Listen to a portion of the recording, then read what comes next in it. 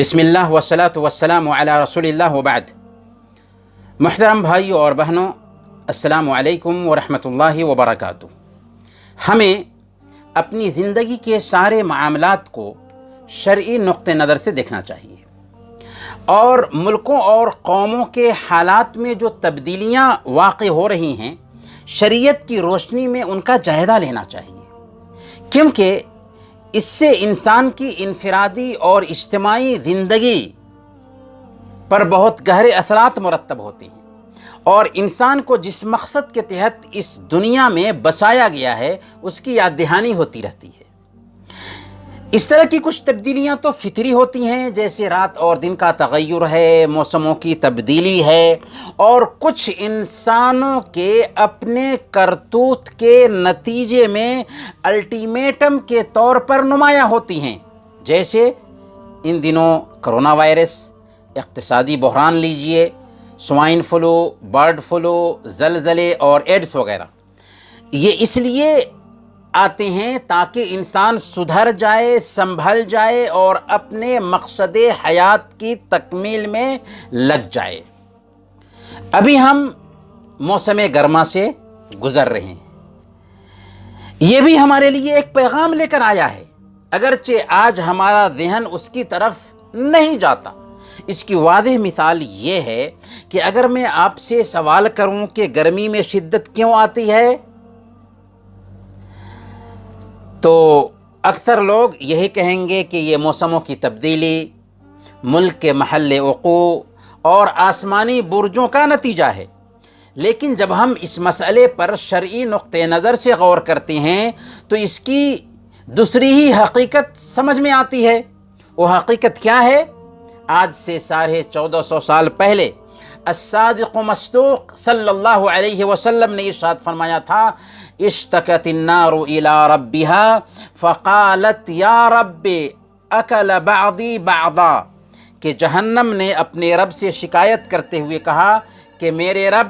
میرا ایک حصہ دوسرے حصہ کو کھا رہا ہے، اس لیے تو مجھے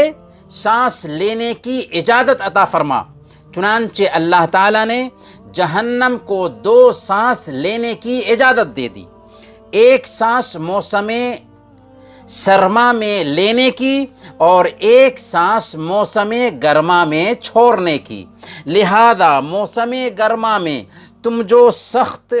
گرمی پاتے ہو اس کے سانس چھوڑنے کی وجہ سے ہے، اور موسم سرما میں جو تم سخت ٹھنڈی پاتے ہو اس کے سانس لینے کے اثر سے ہے۔ یہ صحیح بخاری اور مسلم کی روایت ہے، اور صحیح بخاری اور مسلم کی ایک دوسری روایت کے مطابق اللہ کے نبی صلی اللہ علیہ وسلم ارشاد فرماتے ہیں، اذا اشتد الحر فبردوا عن الصلاة فإن شدت الحر من فیح جہنم، کہ جب گرمی کی شدت ہو تو اس وقت ٹھنڈے وقت میں نماز ادا کرو، یعنی انتظار کر لو کہ وقت ذرا ٹھنڈا ہو جائے، کیونکہ گرمی کی شدت جہنم کی سانس کی لپیٹ سے پیدا ہوتی ہے۔ شاید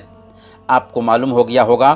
کہ گرمی میں شدت کیوں کر آتی ہے، یعنی جہنم کے سانس لینے کی وجہ سے گرمی میں شدت آتی ہے۔ آج ہم جس گرمی کی شدت اور تپش کا احساس کرتے ہیں اس کا مصدر اور سرچشمہ دراصل جہنم ہے۔ اس کا مطلب یہ ہرگز نہیں کہ ہم سائنسی تحقیقات کا انکار کرتے ہیں، سائنس اپنی جگہ پر ہے۔ اگر سائنسی معلومات تحقیق اور تجربے سے سامنے آتی ہے تو شریعت قرآن اور حدیث سے ثابت ہوتی ہے، اور شریعت ان سے زیادہ قوی ہے۔ عرض مدعا یہ ہے کہ جب گرمی کی شدت جہنم کے سانس لینے کی وجہ سے پیدا ہوتی ہے اور ہم موسم گرما کی آمد پر ابھی گرمی محسوس کر رہے ہیں تو ہمیں چاہیے کہ جہنم کو یاد کریں۔ آج ہر شخص اپنے آپ کو اور اپنے اہل و عیال کو آرام و راحت سے رکھنے کی کوشش کرتا ہے، ان کے لیے ٹھنڈی اور گرمی سے بچاؤ کے وسائل کا بندوبست کرتا ہے، کوئی ایئر کنڈیشن روم میں رہتا ہے، کوئی دنیا کے ٹھنڈے مقامات کی طرف منتقل ہو جاتا ہے، اور کوئی بجلی پنکھا کے ذریعہ ہی ٹھنڈی سے بچاؤ اختیار کرتا ہے، جبکہ کچھ لوگ تو ہاتھ کے پنکھا سے ہی گرمی کو دور کرنے کی کوشش کرتے ہیں۔ لیکن کس قدر افسوس کی بات ہے کہ انہی لوگوں کو جہنم کی آگ سے بچنے کی کوئی فکر نہیں ہوتی، اپنے اہل و عیال کو جہنم کی آگ سے بچانے کے لیے وہ سنجیدہ نہیں ہوتے، حالانکہ اللہ تعالیٰ نے بندے مومن کو جہنم سے ڈرایا ہے اور اس سے بچنے کی سخت تاکید کی ہے۔ چنانچہ اللہ فرماتا ہے، یا ایھا الذین آمنوا قوا انفسکم واہلیکم نارا، اے ایمان والو اپنے آپ کو اور اپنے گھر والوں کو جہنم کی آگ سے بچاؤ، جس کا ایندھن انسان اور پتھر ہیں، جس پر سخت دل فرشتے مقرر ہیں، جنہیں جو حکم دیا جاتا ہے اس کی نافرمانی نہیں کرتے، اور جس کام کا حکم دیا جاتا ہے اس کو بجا لاتے ہیں۔ آج ہم معمولی گرمی کی شدت سے پریشان ہو جاتے ہیں، لیکن جہنم میں کیا حال ہوگا، جہاں آگ کا لباس ہوگا، آگ کا بستر ہوگا، پیپ کا کھانا ہوگا اور آگ میں جلنا ہوگا، جو آگ گوشت، رگوں، پٹھوں اور چمڑے تک کو کھا جائے گی۔ پھر ان جلے ہوئے اعضاء کے بدلے نئے اعضاء دیے جائیں گے، اور یہ سلسلہ ہمیشہ ہمیش کے لیے چلتا رہے گا، وہاں موت بھی آنے والی نہیں ہے۔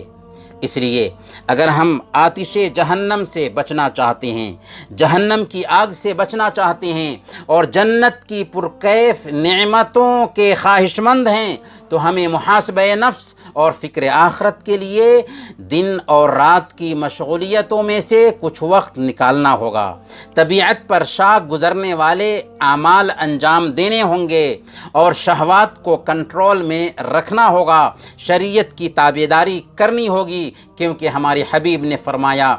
حفت الجنت بالمکارہ وحفت النار بالشہوات، جنت کو طبیعت پر شاق گزرنے والے کاموں سے ڈھانپ دیا گیا ہے، اور جہنم کو شہوات سے ڈھانپ دیا گیا ہے۔ اللہ تعالیٰ سے ہم دعا کرتے ہیں کہ الہ العالمین تو ہم سب کو جہنم سے بچا اور جنت میں داخلہ نصیب فرما۔